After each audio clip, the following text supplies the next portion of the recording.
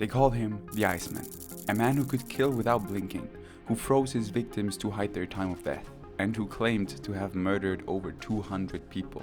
For years, Richard Kuklinski lived two lives: loving father by day, ruthless mafia hitman by night. When he finally confessed, what he revealed was so horrifying, even hardened FBI agents were stunned. This is the chilling story of Richard Kuklinski, the mafia's coldest contract killer, and his terrifying confessions. Let's begin. To his neighbors in suburban New Jersey, Richard Kuklinski looked like any ordinary man. He had a wife, 3 kids, and a quiet home in Dumont. Every morning he left for work, but his real job wasn't at an office. He was a killer for hire. Behind his calm stare hid a man who murdered for money and for pleasure. So calculated, so cold, that other gangsters called him the Iceman, because he literally froze his victims to erase evidence and confuse investigators. Guys, if you're new to the channel, please subscribe. It's 100% free and helps us tremendously making videos like this one. But now, back to the video. Richard was born in 1935 in Jersey City to an abusive father and a fanatically religious mother. His father beat him mercilessly. His mother hit him with anything within reach. That house was pure terror. By his teens, Kuklinski had already learned one thing: violence meant control. At just 13, he claimed to have killed a neighborhood bully with a steel bar and dumped the body off a bridge. No one ever suspected him, and that, he said, was the first time he felt power. From then on, violence wasn't just survival, it became his identity.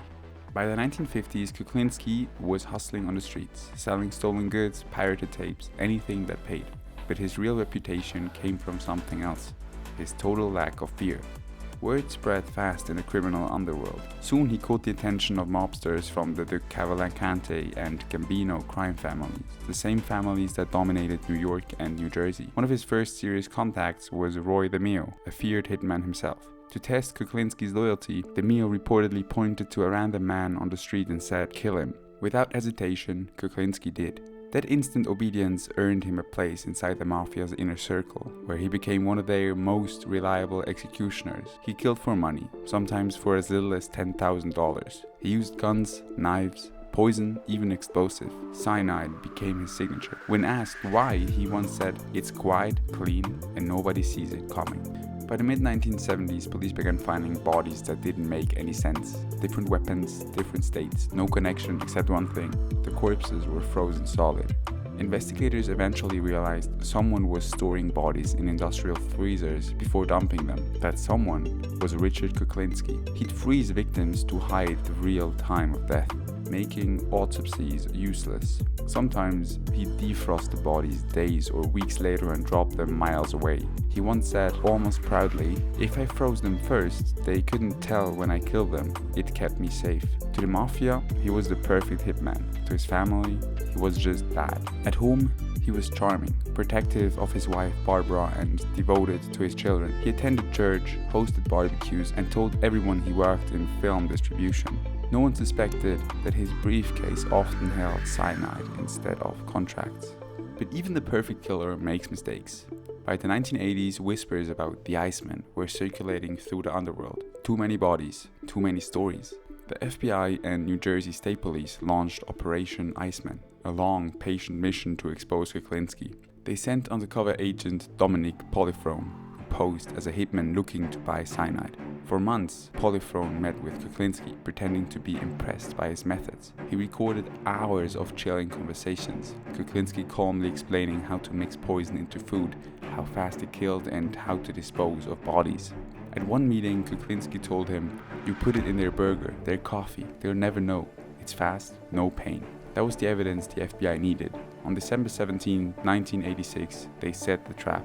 When Kuklinski met Polifrone to finalize a hit, dozens of federal agents swarmed. Kuklinski reached for his gun, but it was over. After 30 years of murder, the Iceman was finally caught. In court, Kuklinski was charged with multiple counts of murder and sentenced to 2 consecutive life terms. But behind bars, the story didn't end. He began talking, first to psychologists, then to journalists, and finally to HBO's The Iceman tapes. What he revealed was bone-chilling. He described shooting, strangling, and poisoning his victims with zero emotion. He even claimed to have used crossbows, chainsaws, and hand grenades. When asked how many people he'd killed, he said simply, over 200, maybe more. I stopped counting. He told interviewers he didn't enjoy killing, but also didn't care. It was just business, he said. They were nothing to me. He even claimed involvement in the disappearance of Jimmy Hoffa, though investigators could never confirm it. To the agents who interviewed him, the most disturbing part wasn't what he did, it was how calmly he described it. No remorse, no hesitation, just cold calculation. One psychiatrist called him the perfect example of antisocial personality disorder, a man without empathy who saw people as objects.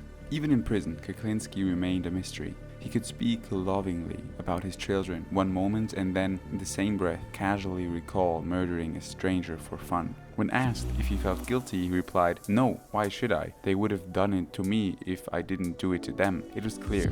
Richard Kuklinski saw life as a game of survival, one he intended to win at any cost. Psychiatrists studying him said his childhood abuse created a perfect storm: rage, trauma, and total absence of empathy. He didn't see humans as people, but as problems to be eliminated. He once told a priest, "I'm not sorry for anything. I'm sorry I got caught." Richard Kuklinski spent his final years in maximum security, occasionally giving interviews and claiming he'd found religion. But even that seemed uncertain.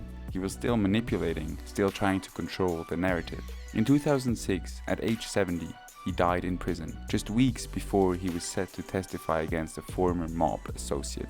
Some believe his death was natural, others think someone wanted to silence him for good. Either way, the Iceman story ended the same way it began, in cold silence. Richard Kuklinski was proof that evil doesn't always look like a monster. Sometimes it looks like the man next door. If you found this story as chilling as I did, make sure to like, subscribe, and hit the bell, because there are more true crime stories coming soon. Stay safe.